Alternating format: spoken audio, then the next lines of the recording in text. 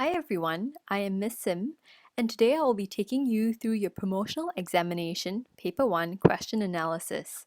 So before we start, please print out the accompanying worksheet that you have on LMS. You will need to fill in the worksheet as you watch the video, and there is homework that needs to be completed before you attend the GP lectures when you return to school. So our lectures will build on the homework that you have done, and there will be extremely dire consequences for incomplete work. Okay, so please make sure you have done your best attempt for the homework after you have watched this video. So you have been warned. Okay, also take note that this is a video and you can watch it multiple times and slow down at any point that you are still unsure about. So exploit this feature to ensure that you have a good understanding of question analysis after completing the video. Okay, so let's begin. So in this video, I will be talking about what happens, or rather, what should happen when you first decide on your essay question. So unless you're Virginia Woolf, you should definitely not attempt to write your essay as a flow of consciousness without any planning. Okay, so first up, I will remind you about the importance of planning. Okay, so planning sets the direction for your essay and charts a clear route for you to take for the rest of the essay. So imagine you're a tourist on holiday. If you plan which sites you want to see, which shops you want to hit, any museums you want to visit, you're far more likely to have a fruitful trip. On the other hand, if you haven't done your research, you have no idea where you want to go, you might just wander about without seeing anything of much interest. Sure, you may get lucky and chance upon a great find, but what are the odds of that? So planning improves your chances, your odds of achieving success gets better. So similarly, when we think about your essay is far more likely to answer the question and the probability of designing a coherent argument increases, right? So plan, okay? So I won't be talking too much about this, but I'll just briefly address this. And next, I will address the important component of planning, which is question analysis.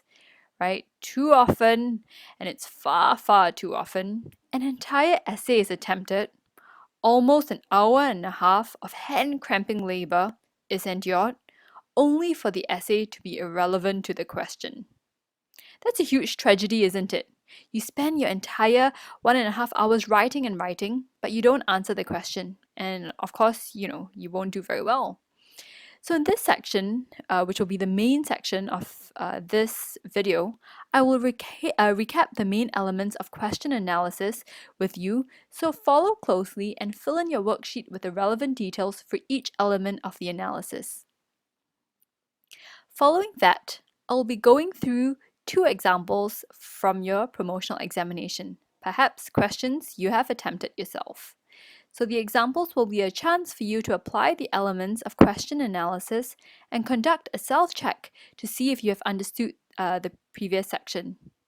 Okay, so after all of this, it's not just watching the video, you will have to do some homework. Okay, so lastly, you will have to do an analysis for the rest of the questions from your promotional examination as homework to complete your home-based learning. Please take note that you must complete the work or there will be dire consequences during the lecture. Okay, so that's kind of what we'll be doing for today's lecture. Let me start. So first, talking about question analysis, talking about planning, what do you do when you receive your question paper? So first you look for a topic that resonates with you and start writing for the next hour and a half? I should hope not. Okay, at least not anymore after today's video. What you should do after selection of your question is to conduct a thorough question analysis to check if you're able to tackle the requirements of the question. Okay, so you will need to do some question analysis, after which, after you've understood your question, you can then generate a list of topic sentences, right, in response to the question. But don't just start writing yet. You should then spend some time to organize your arguments. Remember the various structures that we have seen this year? We have looked at the point, counterpoint, rebuttal format, which we learned first from the application question from the first half of the year. But we have also seen 3 supporting points of views and 2 opposing points of views in various ways of combination, be it 3 plus 2 or 1 plus 3 plus 1 or so on. But remember, there is no one formula for your essay structure, and it really depends on the topic sentences you have generated. And if they oppose one another, which is great for the point-counterpoint rebuttal format, you could use that. Or if they are quite separate ideas, perhaps it is better to use the supporting and opposing point of view format. But don't worry so much about it, we will deal with that more next year. But I just want to say, think of it like the picture, that you see here, where you see some people pushing this letters of P, L, A, N in place. You may have the topic sentences, which are, each individual letter, but for the entire essay to make sense, or the word to make sense in this picture, you need to put them in the correct or appropriate order. So for P, L, A, N to be in this order, rather than to be perhaps NAP, which maybe is what some of you feel like doing. But stay with me, let's continue on for the rest of this video. Okay, so let's go into question analysis. You can see this in your worksheet, right? There are 3 components of question analysis. The first component is your keywords and issues, right? Another one might be the debatable issues or point of contention. Lastly, you might have the assumptions or fixed conditions. So if you're not so familiar with them or you can't really remember them, this will be a good revision to talk about these. So in your worksheet, you'll have a table with these 3 elements. As I go through each one in detail, please take notes beneath each element on 2 things. First, what the element is about. Second, why do we want to have it, right? No point doing something if there is no purpose. Okay, so let's go into each of the particular elements. So first, for your question analysis, you want to look at keywords and issues. So these are basically the important terms you want to highlight and to flag out to yourself. These are the words you're reminding yourself to define, and alarm bells should be going off if you are trying to define it and you realize, hey, actually, I have no idea what this phrase means. Okay, so if you realize that, then you should probably stop and decide if another question might be more appropriate for you to do. So I'm sure some of your teachers have said, I want you to highlight all the words in the question which are important. And then you stare at your paper. And then you end up highlighting almost all the words. And then you go to yourself, what? What use is that? What use is it if I just underline the entire question? How is that going to help me understand the question better or to write better? So what I'm telling you now is not just to underline the question, the words in the question, right, which is what you pick, but you also want to think about how you pick, right? So you want to pick out meaningful phrases, right? So it's what you pick and how you pick. So look at the lock here on the right, right? When I say pick, I don't mean pick the lock here, but rather it is what are the numbers you are picking? Is it 5, 4, 7, 8, 1, or 2, right? It's not just perhaps 5, 7, 1, but it's also the order of the words. So what is important here is that you need to think about what is the chunking of each phrase in your question that makes it meaningful. You don't want to have to define all the words on their own, but can you define meaningful phrases? Okay, so this sounds a little abstract right now, but just keep this idea in mind of what you pick and how you pick. This will make a little more sense when we look at the examples. Okay, so for the question analysis, we've covered the first part, which is your keywords and issues. Now let's move on to the next section, which is the debatable issue of point of contention. So basically this is to figure out what is the range of positions you can take to answer the question. So perhaps when you wrote your O-level essay, all you had to do is just look for the keywords in the question and write points relating to that keyword.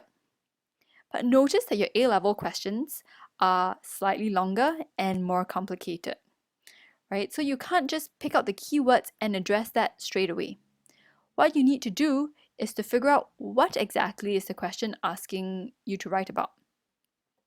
So just understanding a key phrase and writing about it may lead you way off the path the question demands of you.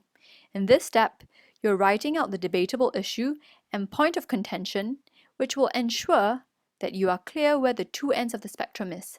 So are you on this side or this side of the argument, right? You're making it very clear that you are going to write something along this line and not another argument which is way off. Okay, so you're just defining the two extreme ends, okay, that can be derived from the question. So write it as A versus B, right? As in, depending on what the question is, A is one position, one extreme position, and B is the other extreme position. Of course, take note that it is unlikely that you will take strictly A or B as your final position, although perhaps there may sometimes be a strong enough argument for either. But often in GP, we are looking for the weighing of different viewpoints, which give your arguments a balance, and you may end up closer to either A or B, but often not on A or B itself, so somewhere along this plank, right? But whether you take A or B, please don't decide on it arbitrarily.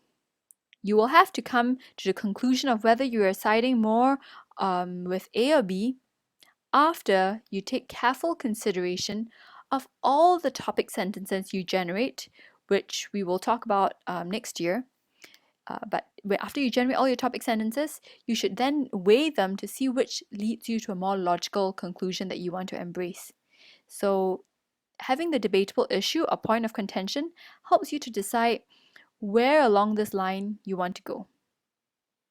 Okay, so after we've done that, you need to just do one last step before you start to generate your topic sentences, which we will not be doing in this video, but you'll be doing more of next year. The next thing is assumptions and fixed conditions. So these assumptions and fixed conditions are basically the boundaries of what your question is asking, or not just asking, demanding of you. So these are assumptions or conditions that are non-negotiable. And if you're going to pick this question, you will have to live with these boundaries, like you see in this picture, right? Do not cross. It is within these boundaries that are set out for you. So for example, if your future girlfriend or boyfriend says that she or he loves soft toys, and you must like them too. Otherwise, that's a deal breaker for the relationship. That's basically a non-negotiable, right? You will not have a chance to argue about your hatred of soft toys. Otherwise, it's a deal breaker and you will instead, perhaps be forever alone. So here in your question, similarly, you should not be debating about these assumptions of fixed conditions. It's basically a take it or leave it with a question. So if the question says, in your society, you shouldn't be spending the main arguments of your essay on why the issue applies or does not apply to other countries, because the condition here is in your country. So similarly, if a question says, should we do A given that the need for energy is so great? You will not argue that actually the question is wrong and the need is actually small. But instead, what you should focus on is on the merits and demerits of action A, in light of high energy needs. So this quite tells you what you need to focus on in the question and what will be the wrong direction to take. So this sums up the basics of question analysis.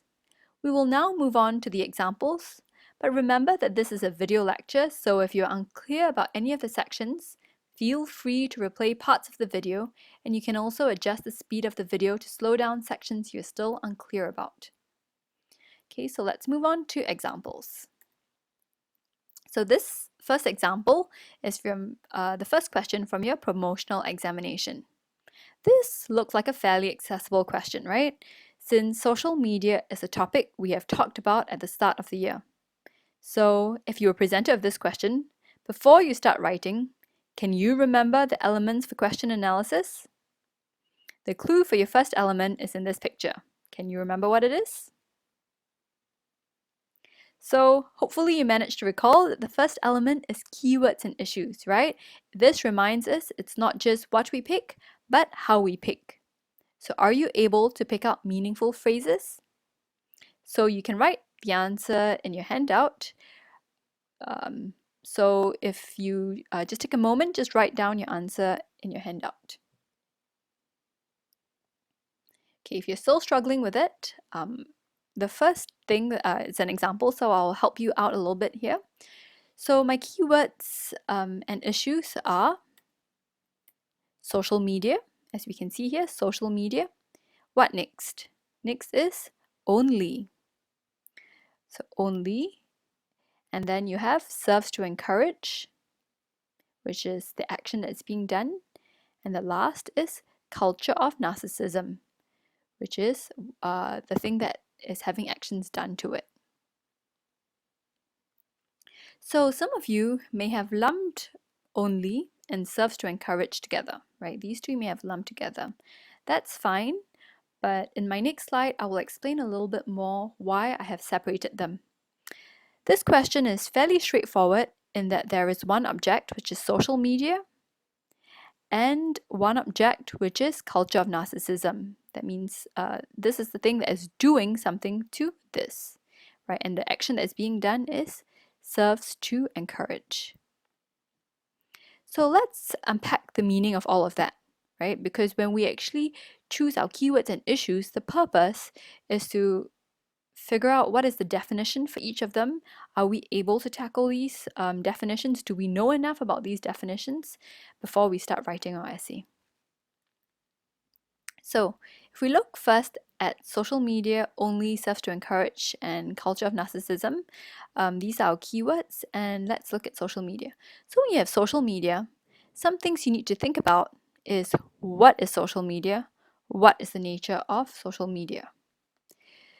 So when you answer the question of what is social media, you need to think about how does it differ from traditional forms of media, mass media. In doing so, you should also answer the question of what the nature of social media is. If you are unfamiliar with these terms, it's probably a good reminder to revise your course pack on media over the holidays because we have talked about this this year. So because it's the first example, I'll help you a little and tell you I'll tell you that social media would be platforms that facilitate the creating and sharing of information with anyone and everyone. So it differs from traditional media in that it's not just one powerful media company or government that is able to disseminate information to others, but instead anyone can be a creator now, anyone can share information. So examples of this might be Facebook, Twitter, Instagram, where the nature is that anyone can create content and post it online for others to see and respond to.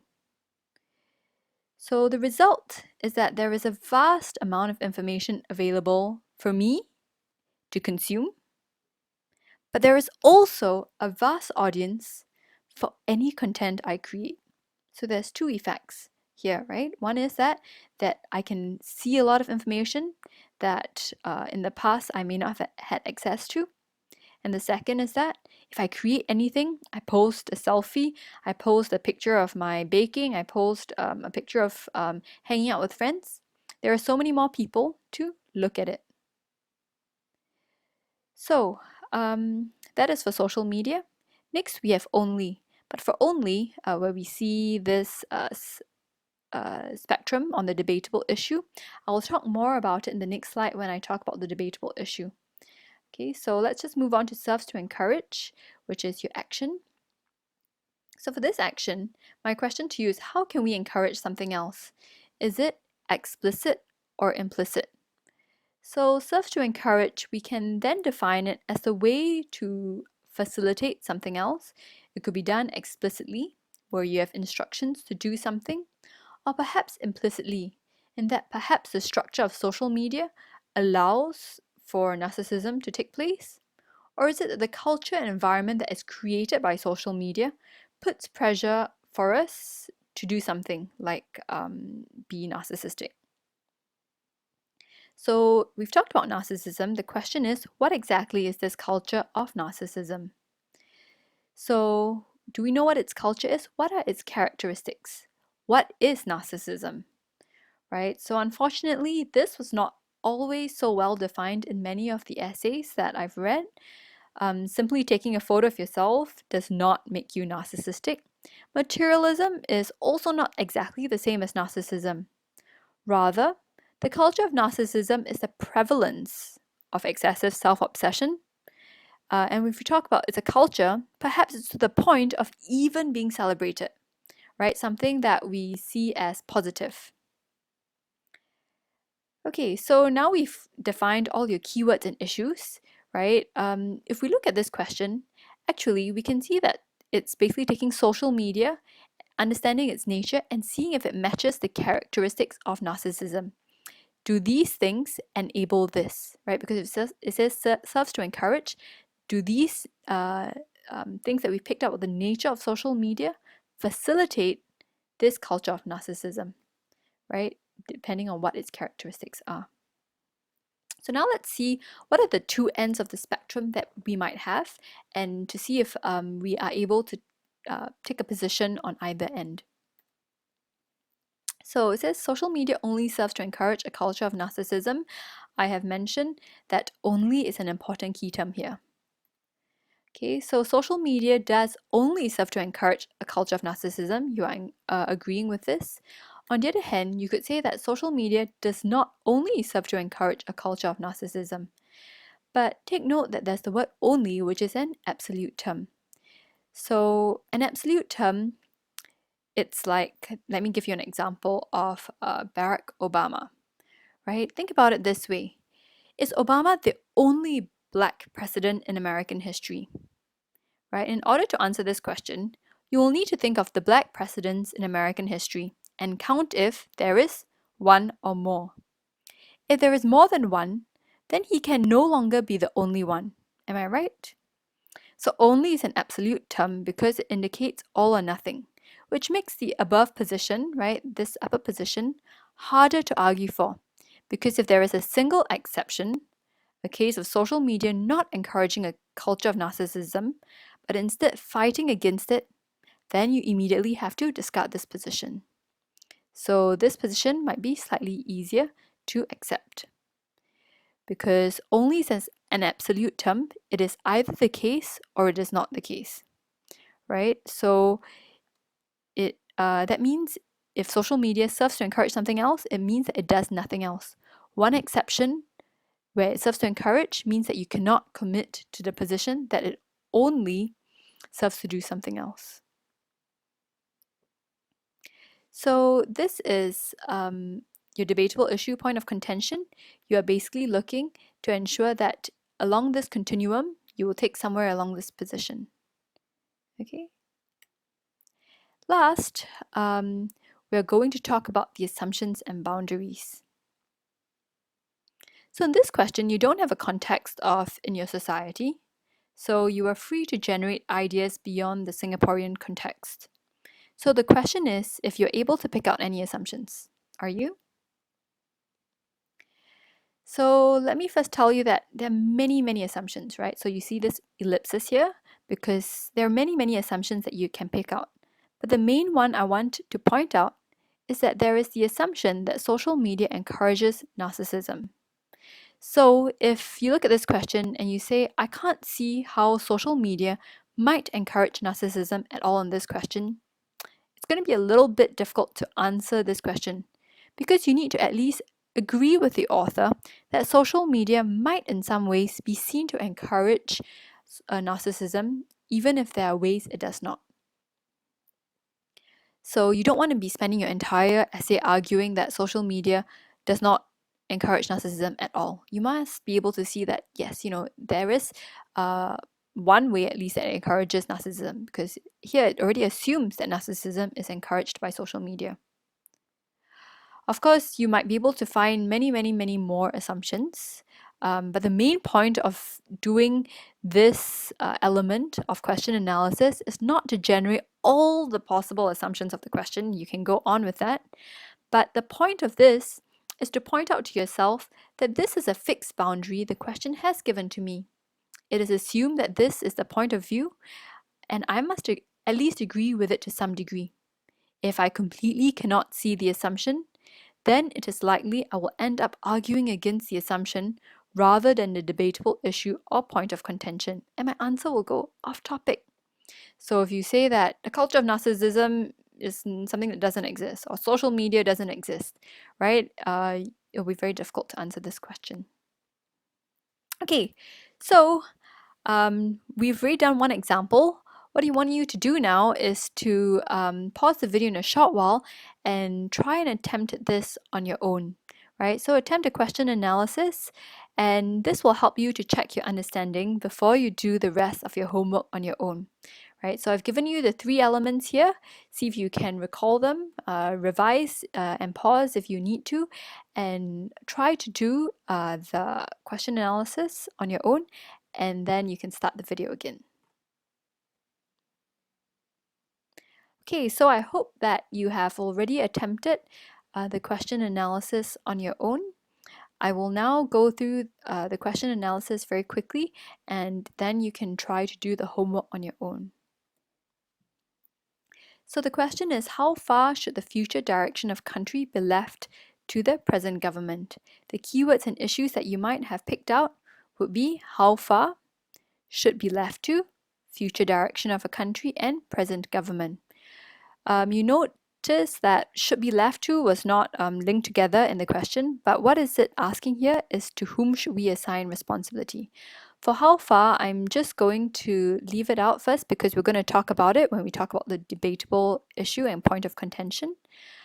Should be left to, you should define it as to whom should we assign responsibility, because it's not a question of what is the case now. It's not who is currently deciding the future direction of a country, but who should decide. So it's a question of ideal. Who would be a good person to assign responsibility to? Next, you want to talk about what is the future direction of a country, right? So what are the concerns about future direction?